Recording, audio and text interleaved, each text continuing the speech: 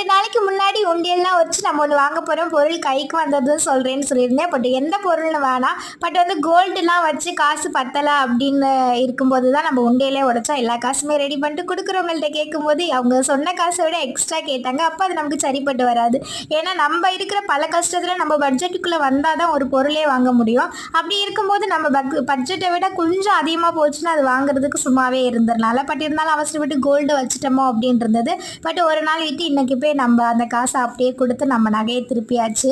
எங்களுக்கு வருத்தமானு கேட்டால் இல்லை, மாதாமா இப்போதைக்கு அந்த பொருள் வேணாண்டா, பொறுமையாக இருங்கடா அப்படின்னு சொல்கிற மாதிரி தான் இருந்தது. பட் வந்து உண்டியல் காசை பாப்பா எனக்கு அப்படியே நான் எதிர்பார்க்காத ஒன்று வாங்கி கொடுத்தா, அது என்னென்னு நெக்ஸ்ட் வீடியோவில் சொல்கிறேன். இன்றைக்கி நம்ம ஃபேமிலியில் பிரியா, நிரஜா, மோனிகா, காவியா, செல்வராணி, சிவலட்சுமி, சுபிக்ஷா, கிரிஜா, நித்திஷ், அஷ்மா இவங்க எல்லாருக்குமே இனிய பிறந்தநாள் நல்வாழ்த்துக்கள். எப்போ ஹாப்பியாக ஹெல்த்தியாக இருங்க. வீடியோ பிடிச்சிருந்தா லைக் பண்ணுங்கள். பாய் பாய்.